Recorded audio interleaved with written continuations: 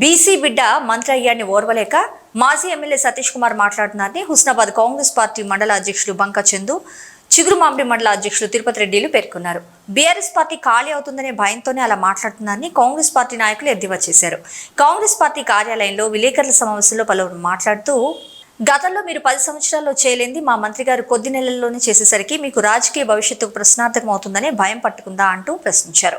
ఈ కార్యక్రమంలో హుస్నాబాద్ కాంగ్రెస్ పార్టీ మండల అధ్యక్షులు బంకా చందు, చిగురుమామిడి మండల అధ్యక్షులు కంది తిరుపతి రెడ్డి, హుస్నాబాద్ మున్సిపల్ కౌన్సిలర్స్ వల్లపరాజు, కోమటి స్వర్ణలత, బూరుగు కృష్ణస్వామి, బిక్కే నాయక్, పోతుగంటి బాలయ్య, గాజుల చంద్రయ్య, పంపర సంపత్, ముప్పిడి రాజారెడ్డి, గట్టు రాములు, బుక్య రమేష్ నాయక్, రమేష్ తదితరులు పాల్గొన్నారు. ఇక్కడ వాళ్ళ శ్రేణులందరినీ కూర్చోబెట్టుకొని ఒక తప్పుడు సమాచారం ఇస్తూ తప్పుడు పద్ధతిలోనే ఇప్పటికి కూడా వాళ్ళని రియలైజ్ కాకుండా నిజాన్ని నిగ్గు తేల్చకుండా ఎప్పుడు కానీ వాళ్ళను ఇంకా మభ్యపెట్టే ధోరణిలోనే నిన్నటి వాళ్ళ మీటింగ్ జరిగింది. దానికి ముమ్మాడికి మేము ఖండిస్తున్నాం. వాస్తవాన్ని మెరుగ్గా ధృతరాష్ట్రుని కౌగిల్లో ఉండకుండా నిజాన్ని గ్రహించి ఈరోజు హుస్నాబాద్ అంటే రాష్ట్రం నలుమూలలో హుస్నాబాద్ ప్రాంతంలో మేము ఉండలేమా, మేము ఆ ప్రాంతంలో ఉంటే ఎంత బాగుండు, ఆ ప్రాంతంలో పొన్నం ప్రభాకర్ అంత నాయకుడు ఈ ప్రాంతంలాగా మా ప్రాంతాలు కూడా అభివృద్ధి చెందాలనే ఆలోచనలు మా శ్రేణులు మరియు అందరు అక్కడ ప్రజలు కూడా కోరుకుంటున్నారు. ఇక్కడ బలహీన వర్గాలకు చెందిన నాయకుడు పొన్నం ప్రభాకర్ అన్న గారు వచ్చి ఇప్పటికీ 8 నెలలు పూర్తి కాకముందే ఒక 8 లక్షల పైచీలకు 800 పైచీలకు కోట్లను ఇక్కడికి తీసుకొచ్చి అన్ని వర్గాలకు ఒక ప్రాంతానికి ఒక వర్గానికి కాకుండా ప్రాజెక్టులు అయితే ఏమి, విద్యా వ్యవస్థ పరంగానే అయితే ఏమి, ఆరోగ్య రీత్యాలు అయితే ఏమి, అందరూ ఒక కులాన్ని కాదు బీసీ ముద్రాజులకు, గౌడ సంఘాలకు మరి అన్ని రజక సంఘాలకు అన్ని సంఘాలకు సమతుల్యత పాటిస్తూ అందరికీ అన్ని వర్గాలకు సమానంగా ఈ హుస్నాబాద్ ప్రాంతం అంటే అన్ని వర్గాలు కలిస్తేనే హుస్నాబాద్ అంటేనే పొన్నం ప్రభాకర్ అంటేనే బడుగు బలహీన వర్గాల అభ్యర్థి అనే నినాదంతో ఈ అభివృద్ధి జరుగుతున్నది. దాన్ని మనం హర్షించాలి, దాన్ని మనం చెప్పాలి. గతంలో మనం మిస్టేక్ జరిగింది, మనం తప్పు చేసినాం, దానికి గుణపాఠంగా మనం ఇక్కడ పక్క కూర్చున్నాం. ఇప్పటికైనా న్యాయంగా కళ్ళు తెరిచి న్యాయబద్ధంగా ఏ వ్యవస్థ అయితే నడుస్తుందో మనం దానికి సంఘీభావం చెప్పాలనే ఆలోచన నాయకులు కానీ వారి యొక్క శిష్యులు కానీ కార్యకర్తలు కానీ ఉండాలి. దయచేసి మేము కార్యకర్తలకు చెప్తున్నాం, మీరు మీ నాయకుల పంచాన ఉండి మీ నాయకుల మాటలు వింటే ఇంకా మీ పేరు కూడా ఖరాబ్ అవుతుంది. మేము ఒక మంచి మార్గంలో పోతున్నాం, మంచి నాయకుడి దగ్గర ఉన్నాం, ఈ ప్రాంతాన్ని అంతా మంచిగా సుశ్యామలంగా మార్చుకుందామని మేము ప్రయత్నం చేస్తున్నాం. మీరు కూడా ఆలోచన చేయండి, నిజాన్ని కూడా ఆలోచన చేసి మీరు పొన్నం ప్రభాకర్ అనే యొక్క నాయకత్వాన్ని బలపరిచి ఈ ప్రభుత్వాన్ని కూడా మీరు బలపరిచి ఈ ప్రాంత అభివృద్ధి కూడా మీరు సహకరించాల్సిందే.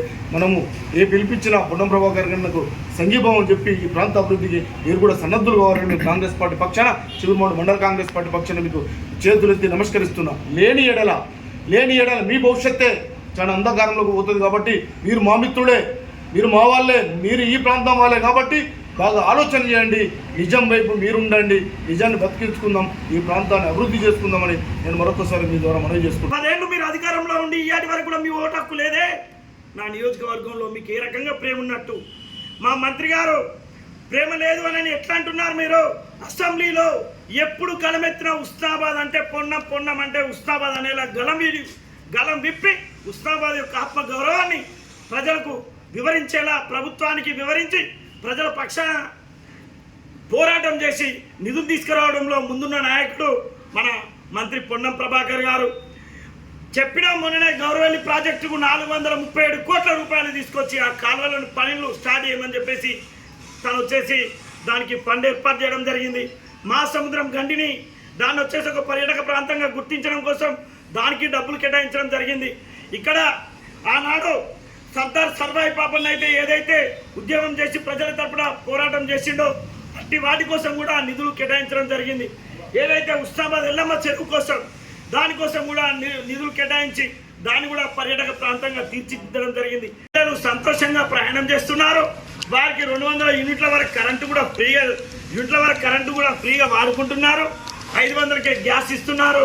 రేపు రానున్న రోజుల్లో దసరా కానుకగా రైతు బంధు కూడా ఓపెన్ చేసి రిలీజ్ చేస్తా అని చెప్పడం జరిగింది. ఇందిరమ్మ ఇల్లు కూడా ఒక నియోజకవర్గానికి 3005 ఇల్లు కూడా ఇస్తా అని చెప్పేసి అంటున్నాం. ప్రజల పక్షాన ప్రభుత్వం దిశగా రేవంత్ రెడ్డి గారు అక్కడ పరిపాలన అందిస్తున్నారు. ఇక్కడ మా మంత్రి పొన్నం ప్రభాకర్ గారు హుస్నాబాద్ అభివృద్ధి ధ్యేయంగా హుస్నాబాద్ అభివృద్ధి తన యొక్క లక్ష్యంగా తను వచ్చేసి ఇలా పనులు చేస్తున్నాడు. ఒక బీసీ మంత్రి అయిందని చెప్పేసి ఇవాళ మీరు ఓర్వలేక ఇలా మా బీసీ మంత్రి మీద ఇలాంటి అవక్కులు చెడక్కులు పలికి మీరు నిందల పాలవుతున్నారు తప్ప మీ మాటలు ఇవాళ ప్రజలు నమ్మేలా లేరు.